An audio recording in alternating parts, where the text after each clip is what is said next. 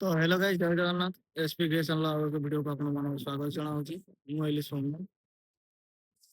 ତ ଆଜି ମାନେ ବହୁତ ଦିନ ପରେ ଆଜି ମୁଁ ଛାତ ଉପରକୁ ଆସିଥିଲି ବ୍ଲଗ ବନେଇବାକୁ ଇଚ୍ଛା ହେଲା ଟିକେ। ଚାଲନ୍ତୁ ଦେଖିବା ପୁରା ଛାତର ନଜାରା।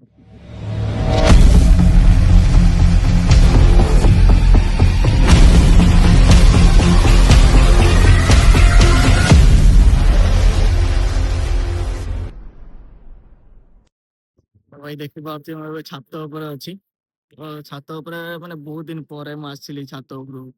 ମାନେ ମୁଁ ଏଇ ରୁମରେ ରହିଲିଣି 6 ମାସ 7 ମାସ ହେଲା ରହିଲିଣି। ବଟ୍ ଛାତ ଉପରକୁ କେବେ ଆସିନଥିଲି। ମାନେ ବହୁତ ଦିନ ପରେ ଆସିଲି ଛାତ ଉପରକୁ। ଆଉ ଛାତ ଉପରକୁ ଆସିଲା ପରେ ମାନେ ଚାରି ସାଇଡର ଭ୍ୟୁ ଦେଖିଲା ବେଳକୁ ନା କାହିଁ କହୁଛନ୍ତି ନା ଅଲଗା ପ୍ରକାର ଭ୍ୟୁ ପୁରା। ଚଷମାଟା ଖୋଲିଦବା ଆଉ ଦେଖିପାରୁଥିବେ ଭ୍ୟୁ। ଚାରି ସାଇଡର ଭ୍ୟୁ ଦେଖଉଛି। ଏପଟରେ ଆଉ ଜଣଙ୍କର ଘର ତିଆରି ଚାଲିଛି। ଭ୍ୟୁ ଦେଖିପାରୁଥିବେ ଭ୍ୟୁ ଏକ ନମ୍ବର ଭ୍ୟୁ ପୁରା ଦେଖନ୍ତୁ। ଆଉ ଏପଟରେ ଆମ କମ୍ପାନୀ ପିଲାର ଜଣେ ସେ ତାର ଘର ବନଉଛି। ଦେଖିପାରୁଥିବେ ଭ୍ୟୁ ପୁରା। ତ ଆଜି ମାନେ ବହୁତ ଦିନ ପରେ କଥା ହବାକୁ ଟିକେ ମୌକା ମିଳିଲା। କାହିଁକି ନା ସବୁବେଳେ ତ କମ୍ପାନୀ କମ୍ପାନୀ କମ୍ପାନୀ କାମ କମ୍ପାନୀ କେତେବେଳେ 8 ଘଣ୍ଟା କେତେବେଳେ 12 ଘଣ୍ଟା। ତ ଜଣା ହିଁ ପଡୁନି କେତେବେଳେ କଣ ଚାଲୁଛି। କେତେବେଳେ 8 ଘଣ୍ଟା ଚାଲୁଛି କେତେବେଳେ 12 ଘଣ୍ଟା ଚାଲୁଛି। ସେଥିପାଇଁ ମାନେ କେତେବେଳେ ଫାଙ୍କା ହିଁ ମିଳେନି ଏଇ ଟିକେ ବ୍ଲଗ ବନେଇବା ପାଇଁ କଥା ହବା ପାଇଁ କେତେବେଳେ ଫାଙ୍କା ହିଁ ମିଳେନି ମତେ। ଆଜି ଟିକେ ଅଫ୍ ଥିଲା ତ ଛୁଟି ବି ମାନେ ଫାଙ୍କା ଥିଲା ସେଥିପାଇଁ ମୁଁ ଭାବିଲି ଟିକେ କଥା ହବା ଆଜି। ଛାତ ଉପରେ ବହୁତ ଦିନ ପରେ ଆସିଲୁ ଟିକେ କଥା ହବା। ମାନେ ଡେଲି ଏମିତି ପଡୁଛି କି କେଦିନ 8 ଘଣ୍ଟା କେଦିନ 12 ଘଣ୍ଟା।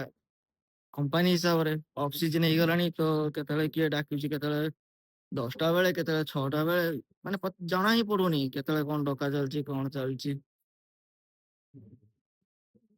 ବାସ୍ ଏଇଆ। ଭାଇ ଜୀବନ ଟା ହଉଛି ମାନେ ସଂଘର୍ଷ। ଯିଏ ଏଇ ସଂଘର୍ଷରେ ମାନେ ସକ୍ସେସ୍ ହେଇଗଲା ତ ତା ଲାଇଫ ଟା ସକ୍ସେସ୍। ଆଉ ଯିଏ ଅଧାରୁ ଛାଡିଦେଲା ତ ଲାଇଫ ସ୍ପଏଲ।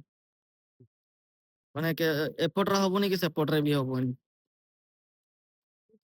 ମାନେ ଏଇଭଳିଆ କଥା ମାନେ ଏପଟରେ ହେଇପାରିବୁ ନା ସେପଟରେ ହେଇପାରିବୁ। ଆଜିକାଲି ଦୁନିଆରେ ଭାଇ ମାନେ ପଇସା ନଥିଲେ କିଛି ନାହିଁ। କହିଲି ଭାଇ ଆଜିକାଲି ଦୁନିଆରେ ପଇସା ନଥିଲେ କିଛି ବି ନାହିଁ। ମାନେ ଲାଇଫ ରେ ତମକୁ ଯଦି କିଏ ଚିହ୍ନିବ ନା କେବଳ ପଇସା ପାଇଁ ହିଁ ଚିହ୍ନିବ। ଯାହା ପାଖରେ ବହୁତ ପଇସା ଅଛି ତାକୁ ଇଜ୍ଜତ ବି ବହୁତ ଅଛି ମାନେ ଲୋକ ବହୁତ ଜାଣିଛନ୍ତି।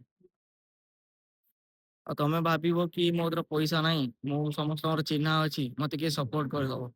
ସପୋର୍ଟ କେହି କରିବେନି ଭାଇ। ପଇସା ଅଛି ମାନେ ତୋ ଗୋଡ଼ ତଳକୁ ସମସ୍ତେ ଆସିବେ। ଆଉ ପଇସା ନାହିଁ ମାନେ ତମ ପାଖକୁ କେହି ବି ଆସିବେନି। ଲାଇଫରେ ଏଇଟା ମତେ ବୁଝା ପଇଲା ଟିକେ ବହୁତ ମାନେ ଡେରିରେ ବୁଝା ପଇଲା। ମନ ବି ଭଲ ନଥିଲା। ଜଣା ନାହିଁ କାହିଁକି ସକାଳଠୁ ମନ ଠିକ ନାହିଁ ମୋର।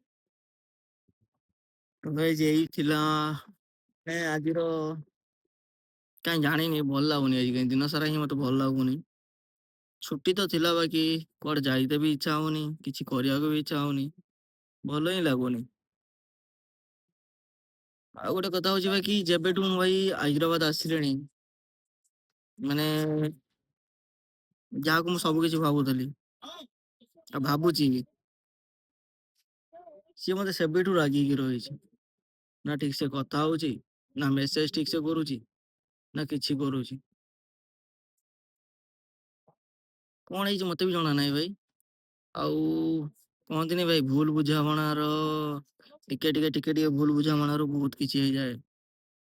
ଭାଇ ମତେ ଲାଗୁଛି ସେଇଟା ହିଁ ତ ଯୋଉଟା ଭୁଲ ନାହିଁ ତ ସେଇଆକୁ ଭୁଲ ଭାବିକି ଭୁଲ ମାନେ ଭାବିଛି ଭାବିକି ବି କଥା ହିଁ ହଉନି ବାସ୍ ମାଇଣ୍ଡ ଅପସେଟ ରହୁଛି ମାଇଣ୍ଡ ଠିକ ରହୁନି। ଏଇଆ ଥିଲା ଭଲ ହିଁ ଲାଗୁନି ବାସ୍ ଜାଣିନି କଣ ପାଇଁ ଭଲ ହିଁ ଲାଗୁନି। ନା କାହା ସହ ଏତେ ମିଶିବାକୁ ଭଲ ଲାଗୁଛି, ନା କିଛି ଭଲ ଲାଗୁଛି। ବାସ୍ ଡ୍ୟୁଟି ଯାଅ, ଡ୍ୟୁଟିରୁ ଆସ, ଖାଇକି ଶୁଅ, ଠିକ ସେ ନିଦ ବି ହଉନି। ଜଣା ନାହିଁ ଭାଇ କଣ ଏମିତି ହଉଛି କଣ ନାହିଁ। ରାଗିକି ରହିଛି। ବାସ୍